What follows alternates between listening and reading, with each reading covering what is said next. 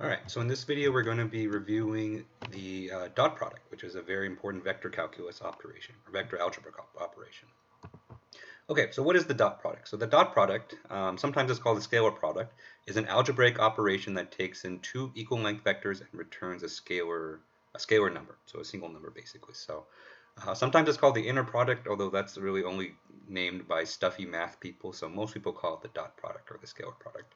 And the way that you compute it, you've probably seen this before, is that you take, if you have two vectors, you take the components that are in the same location, and so you take both the x components, both the y components, both the z components, you multiply those components together, and then you add up all those products together. And so in the end, you end up, you start with two vectors, and then you end up with a single number. So mathematically, the dot product is simple. I think it's one of the first things that people learn when they learn about vector algebra. But I think what's more important than actually taking the dot product is knowing all of its applications and how it can be applied to engineering in particular. And so I think that one of the first applications that people learn is that you can use the dot product to find the angle between two vectors. And so if you have two vectors here, I have just 2D vectors, u and v, and they're pointing in different directions, there's going to be an angle in between them. And so if you wanted to find out that angle, one way that you can do that is through the dot product. And so, even though we have the formula for the dot product on the previous page, another one that's out there is that the dot product between two vectors is equal to the magnitude of u, the magnitude of v, multiplied by the cosine of the angle. But remember, the magnitudes of the vectors are simply just the lengths of those vectors, and you can find those easily with the distance vector. And so if you rearrange this equation a little bit algebraically, what you'll find is that the angle theta is equal to the inverse cosine of the dot product between two vectors divided by its two magnitudes. And that's, I think, one of the most simple ways to determine the angle between two vectors. But the dot product has a lot more important applications as well. And so one of the most important applications for dot products, at least for engineering science, is this idea of projection. And so oftentimes when you have two vectors, we mathematically want to project one vector onto another one. And so I think when people hear the word project, I think it's a little bit of an intimidating term. But I think once you see it geometrically, it becomes a lot simpler. And so basically all you're doing is that you take your two vectors and you draw basically almost like a shadow. I always think of it like a shadow from one vector to another. And then the length of that shadow is given by the dot product, right?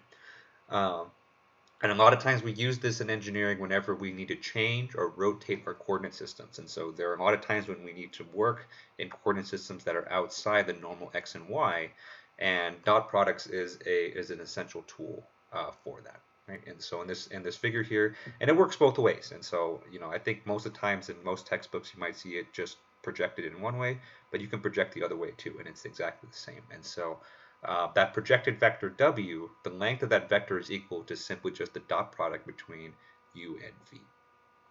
Okay, so I have an example here that kind of illustrates this because I think this makes it a little bit more clear.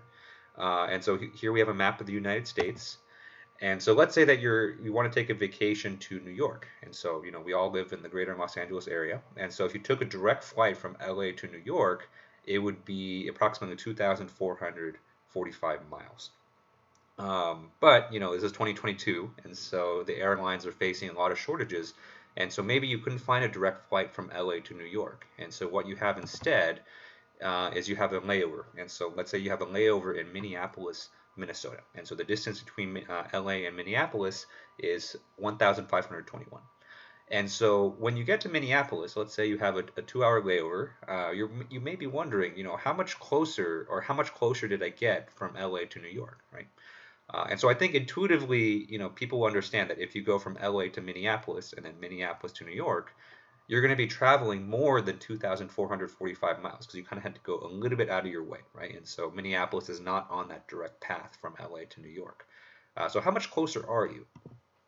And so, the nice thing is that you can use the dot product to find that out. And so if you took the dot product between the vectors, the blue vector and the red vector, right? So LA, Minneapolis, LA, New York, and you took that dot product, you'd be able to find that distance of how much closer you got from LA to New York by flying to Minneapolis.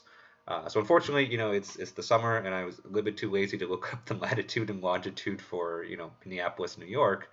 But if you knew the latitude and longitude, you knew basically their x and y coordinates, you can compute that dot product, and you can find out exactly how much closer you are, to New York once you fly to Minneapolis. Okay, so one last thing I want to cover here, and it's not really anything new. It's just a different interpretation of this projection idea. And so another interpretation of finding the projection between two vectors is that this is you can view this as being the component of one vector in the direction of another, right? And so in other words, if you were to take one of the vectors in your dot product as a basis, and by basis I mean like the x coordinate or the y coordinate Cartesian, we can find the component of another vector inside in that basis direction. And so the most basic example I can think of for this is that if you have an arbitrary vector u, and then you took the dot product between u and the unit vector in the x direction, which we often call I hat, that would get you the x component of that u vector, right? And so it's using the same idea of projection, it's just kind of interpreting it in a little different way. And so you might see in your classes, that we talk about the dot product in terms of component. This is all that it means, and so it's the exact same interpretation as projection, or I say the exact same idea as projection. It's just using a little bit different terminology. So don't be scared of the terminology. Dot products is kind of the same all throughout.